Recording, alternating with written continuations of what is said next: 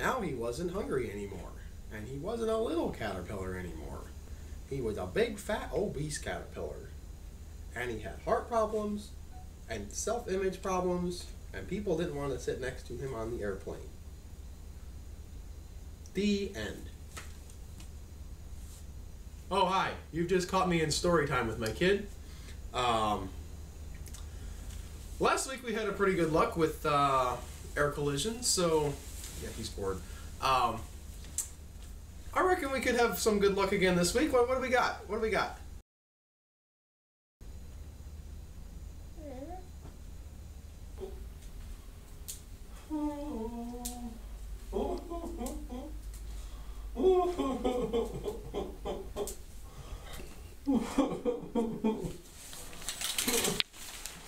No! No weather! I cannot do an Asylum weather film. I thought we had discussed this. I just can't take it. I don't know what you want from me, but I can't take it. Fine. Let's get this over with. We open with balloons. The soundtrack is trying to make them seem epic. They're not epic. They're just balloons. Of the hot air variety. Hey, it's Sarah Leaving! Sarah Leaving is the bomb! She's in like a bunch of Asylum movies. Mega Shark vs. Crocosaurus being my favorite. We'll get to that later. Meanwhile, on an oil rig, nuclear reactor, space laser thingy. This is it. No more offshore drilling. From now on, clean, renewable energy. Did you people learn nothing from the Avengers and the Dark Knight Rises? These clean energy schemes are always more trouble than they're worth. Every single time. Like, what is up with Hollywood and clean energy? There's ostensibly all liberals out there. They love the green energy, but then when they write their movies, it's like, green energy, end of the world! The Gotham City gonna blow up because of green energy! You seem like a very conflicted group of people, Hollywood. You want to make up your mind which one you want? It seems like you would make the oil rigs blow up the world. But no, the oil rigs didn't let the aliens through. The oil rigs didn't blow up Gotham City. It's a stupid green energy thing. 0 point or whatever. Make up your frickin' minds.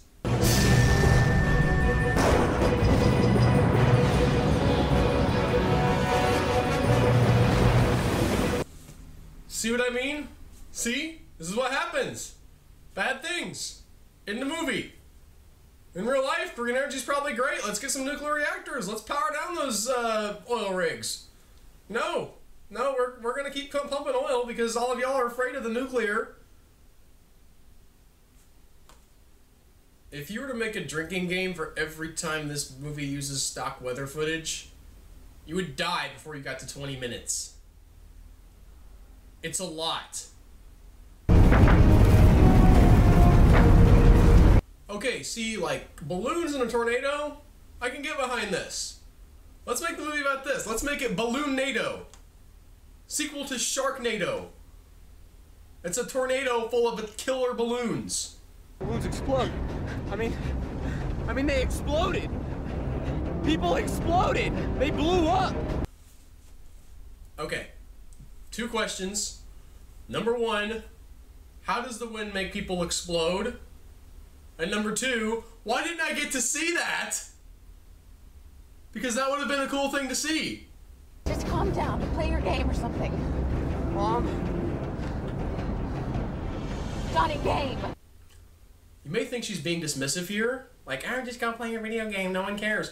But in fact, science has shown that playing video games after a traumatic event disrupts the brain's ability to form long-term memories, and therefore decreases the risk of PTSD. See, Sarah Leaving's smarter than you thought she was. You thought she was just being silly and she had bad lines in the movie, but no, she knew about it. She's doing the right thing here. The blonde guy goes out to take a look at the approaching storm.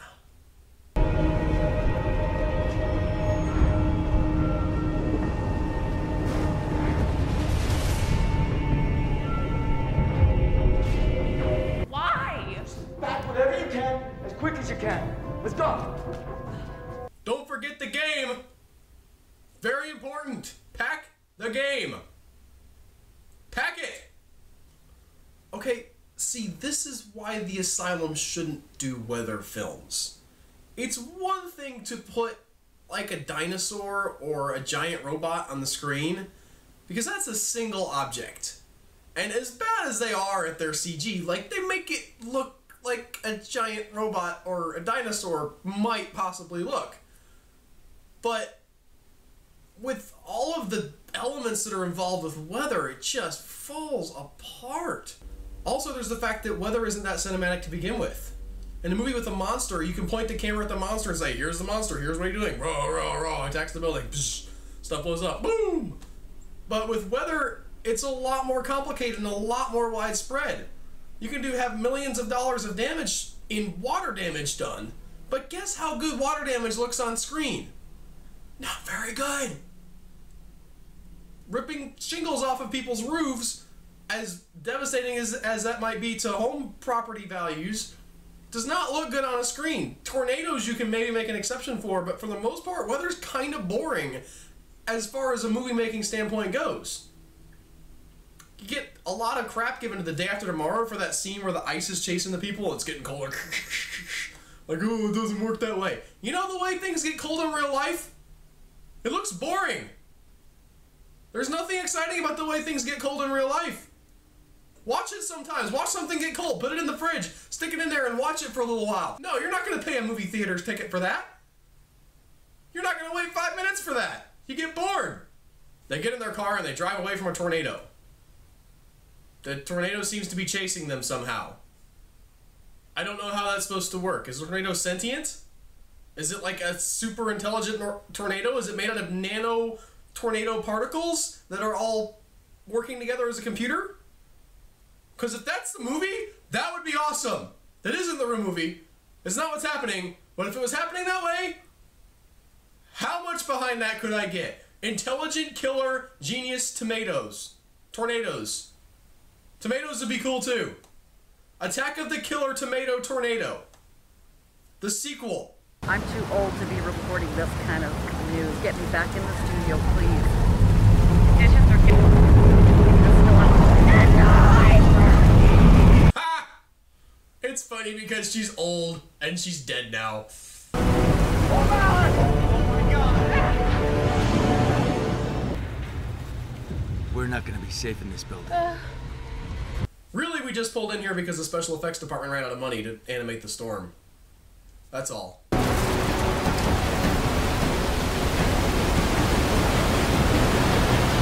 You ever notice how everything in movies happens at exactly the same speed as the protagonist? Or very close to it?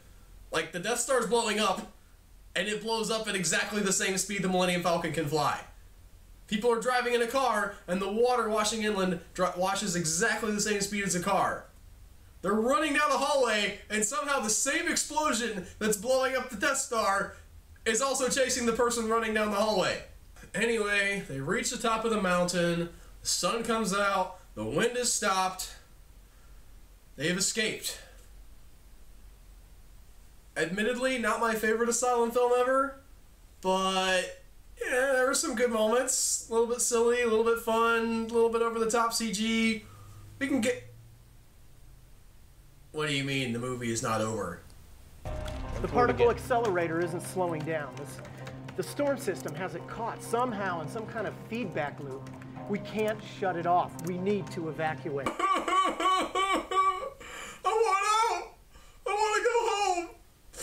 I want to go watch Dinosaur Train! The reactor is feeding the storm and also taking the energy from the storm to feed the reactor. I think that's a violation of the laws of thermodynamics. I know that's a really silly nitpick to make about this movie, but I'm pretty sure that's not how that works. Of North America, and they merged. They would create a vortex the size of Texas. There'd be winds of excess of 500 miles an hour. It's called Hypercane. Hypercane? You give me this title, 500 mile per hour storm, and then name drop Hypercane in here? I looked this up. This is a real thing. Did you not think that people would buy a movie called Hypercane, but they would buy a movie called 500 mile per hour storm? Did that test better? I seriously doubt that. Hypercane is the bomb. I mean, it would still be a terrible movie, but it'd be better than this. So the army shows up and the blonde guy tells them he has the plan to stop the storm. It's the heart of the storm system. We need to pierce it with a beam. You want to shine a light up into the sky. Whoop-de-doo. You know, when you say it like that, it does sound kind of stupid, doesn't it? Blonde guy and the army get chased by some water. Sarah Leaving gets chased by a wildfire. Blonde guy goes back to rescue her. Don't you ever do that again! Dude, Sarah Leaving does not like to be hugged. And now they have to get to a chopper. And I'd like to point out the fact that no one in the movie said, get to the chopper. Because that would have been cool, and this movie hates me. Anyway, they escape the forest fire. Soldier gets in contact with the nuclear reactor oil rig laser base. The laser shoots into the middle of the storm dissipates. Okay, can I get up now?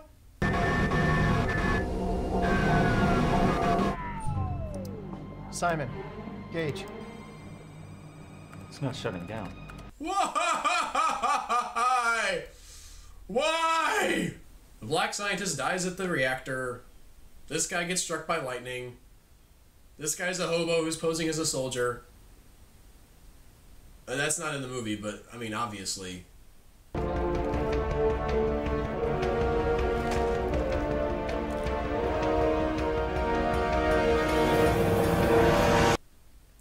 So the blonde guy says that he can run through some tunnels under the storm to get to the eye to tell them how to point the laser at it. Apparently this storm is only about a mile in diameter because he can run through these tunnels to get there. Which doesn't make any... I don't even know why I'm questioning this. You know what? No, it's fine. He can totally do this. He's a super fast runner and the tunnels run all through under America. In Asylum world, that's how it is. We're just moving on. Not even gonna stop. Just plow through it.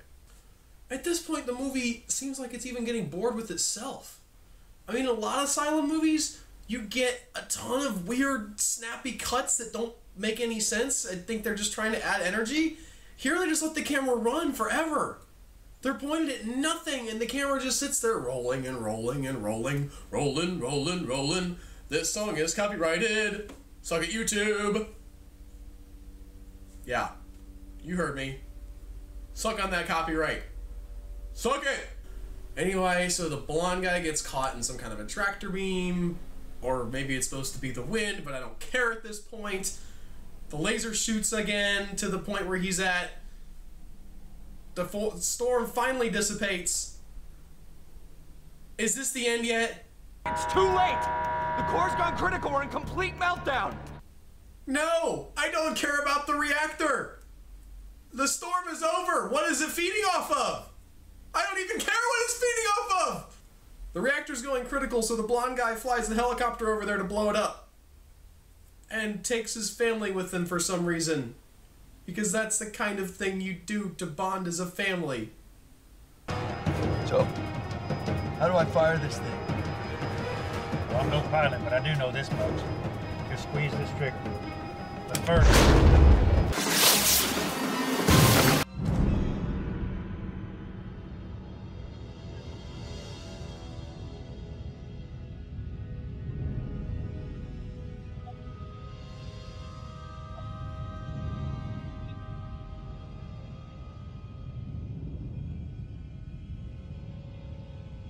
No! That's how it ends! I'm saying that's how it ends. Do you want to dispute me? You want to come down here and argue with me? Well, guess what? You go and write this movie and you watch it! This is my ending! Everybody blew up! Except for Sarah Leaving. She flew out like Superman, just like, ba ba ba, ba ba ba ba ba ba. I'm Sarah Leaving and I'm awesome! over! So that was 500 mile per hour storm. Just... no. I'm Albert Berg. Something about zombie dinosaurs. Somebody come and let me out!